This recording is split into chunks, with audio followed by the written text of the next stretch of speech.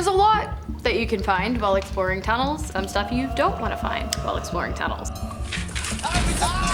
If it's not ghosts and paranormal stuff, it's people lurking in tunnels at night. Yeah, you don't want to be alone and you don't want to be without a flashlight. Let's find out why. Starting off our list today, we have the tragedy of Hoosac Tunnel. When it opened in 1876, it was the longest tunnel in all of North America and the second longest tunnel in the world. But by that time, it was already infamous for a completely different reason. You see, in 1865, 2 explosive engineers died after their colleague Kelly set off an explosive early. Not long after, Kelly was found dead in the tunnel, and it was clear that he had been killed, likely by friends of his deceased colleagues. But another theory states that he was actually killed by the ghosts of the deceased. 2 years later, in 1867, fumes leaking from a gas light caused a massive explosion in the tunnel, which caused the death of 13 workers. After the incident, a surviving worker was lowered down into the tunnel to investigate, but when he emerged, all he could say was no hope, no hope. And later that year, the shaft flooded, floating all 13 men to the top. In total, 195 people died while working on the Hoosac, during which time men would often report hearing moans of pain coming from inside the tunnels and seeing apparitions walking around the shafts.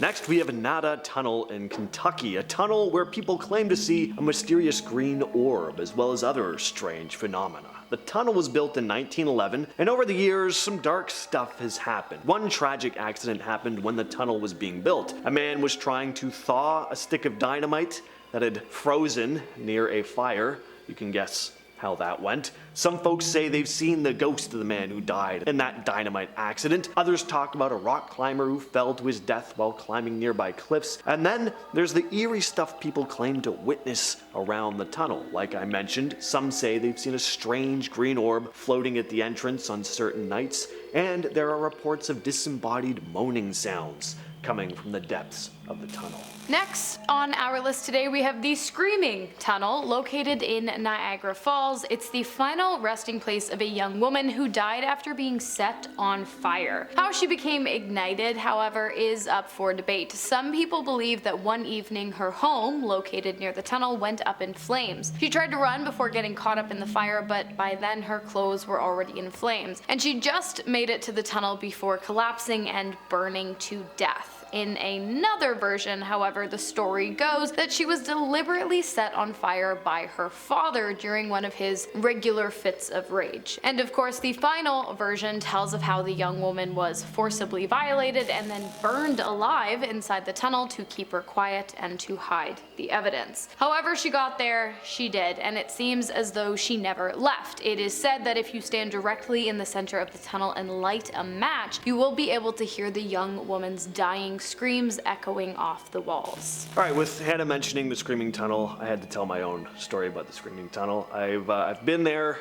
Me and my girlfriend at the time, we were in Niagara Falls. We were looking for something to do, and we decided let's go to the Screaming Tunnel. Apparently, you bring matches with you. If you light it in the middle there, you'll hear the sound of the screams, and then your match will be like blown out. Well, we went at night. It was like middle of the night, and we walked through the tunnel. It smelled terrible in there, by the way. Lit some matches. There was a bit of a breeze in there, so I mean, they did go out, but it's like not clear if that was a ghost or just natural phenomenon. But as we're leaving, we get back in the car and we're joking around, you know, and we start to drive off. It was very strange. We hear what sounds like a crackling kind of sound. You know, we were like, was that pebbles or something on the ground? We got out and looked, it was just grass and dirt. There were no pebbles or anything, so we're like, that's strange. We didn't hear that sound coming in. And it also sounded like there was like sloshing water coming from the trunk of the car. It was very strange. We couldn't really explain what those sounds were. It freaked us out a little bit, but we were still kind of laughing about it. I don't know, I just found that whole night very strange. I've never really had any like ghostly stuff happen in real life.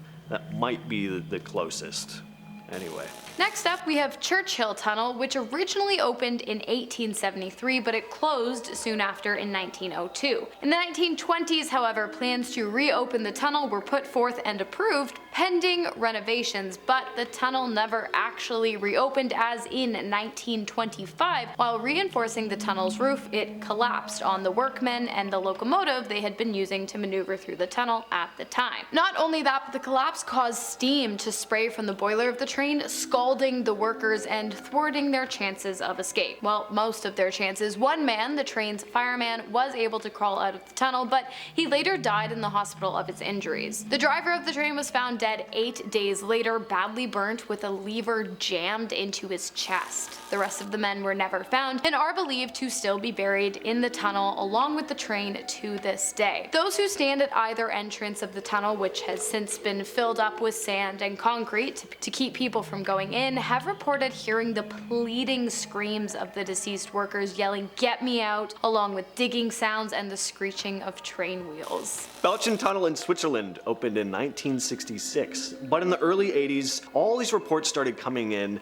about a ghostly hitchhiker. The hitchhiker became known as the White Woman, an old lady wearing all white who would occasionally appear in or around the tunnel in need of assistance. And drivers would let the woman into their car, but midway through the tunnel, she'd just vanish. Police would actually receive all these calls about this. In 1983, 2 female jurists were driving up to the tunnel when they spotted a woman in white clumsily kind of walking along the side of the road. They pulled over and asked if she needed any help. She needed a ride, so they let her in and continued their drive. And as they headed into the tunnel, one woman asked the old lady sitting in the back seat if she was feeling okay, and the old lady said, "No, unfortunately not. I am not well at all. Something really awful is going to happen. Something very dreadful." When the 2 women glanced back to look at her, she had disappeared.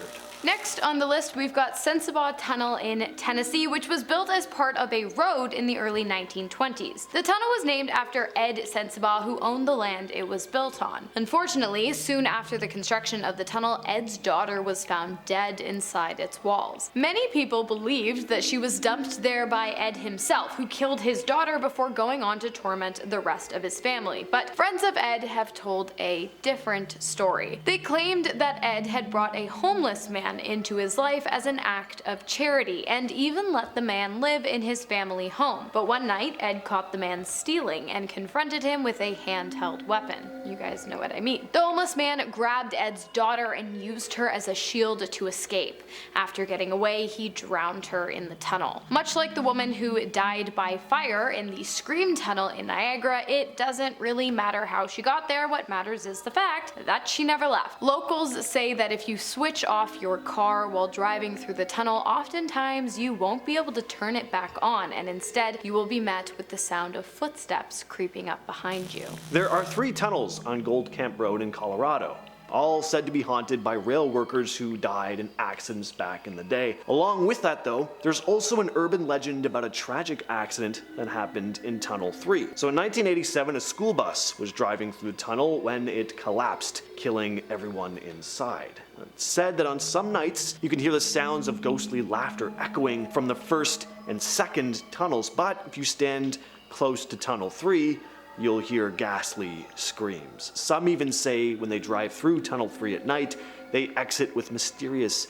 handprints on their windows. Next up, we have the Big Bull Tunnel, which was built in Virginia in the 19th century. The tunnel was always believed to be haunted, a belief that grew in 1901 after a man was scalped and killed while inside of the tunnel, and 1904 when a man died after falling off a train. In 1905, it was confirmed that the 2 men who had passed inside of the Big Bull never actually left, as the stories go. After a freight train broke down just outside of the tunnel's exit, a train man hurried back through the tunnel on foot to place warning flags at its entrance. When he returned to the freight train he was working on, and clearly shaken up. He claimed that while making his way through the tunnel, he heard someone yelling, "No man could stand." whatever that means. His co-workers went to investigate and soon returned with their own accounts of creepy happenings. They claimed to have heard groans and screams of pain coming through the walls. When one workman asked another what the heck was going on, they heard an eerie voice say, "Remove that awful weight from my body." And before they could answer, another eerie voice chimed in and said, "They are drinking my BLOOD." Although the disembodied voice didn't spell it out like that, I just have to because guidelines. After that, they got the hell out of there, and I really don't blame them. And finally, we have the Eaton Tunnel in West Virginia, which has a pretty grim history. It was built back in 1857 as part of a railroad, but during its construction, a lot of bad stuff happened. There were a lot of accidents. One man died in 1854 when rocks fell on him. This is just going to be a list of bad stuff, by the way. Another in 1855, a rope carrying rocks accidentally caught a worker and sent him falling 125 feet down. In 1865, 3 men died and a woman got seriously hurt in another rock fall. Then cholera hit a nearby mining camp in 1866, killing 15 people in just 4 days. And even after the tunnel was built, there were all kinds of accidents happening as well. There were more rock falls in 1867 and 1875, train crashes in 1877 and 1890, and 1907, all causing mass deaths. So yeah, if any place is haunted, it's this one. People will hear strange noises in and around the tunnel. Some say they've heard a woman's voice asking for help. Others hear what sounds like men talking and mumbling as if their spirits are still working away in the tunnel. Which tunnel are you gonna visit next? Well, I don't know. I might just go in one by one. So this is James's bucket list now. This is my bucket list now. I'll get back to you on how haunted these places are, if I can make it back. That's true. If you guys have any suggestions for James or things that we've missed, tunnels specifically, let us know in the comments. I've been your host, James. I've been your host, Anna.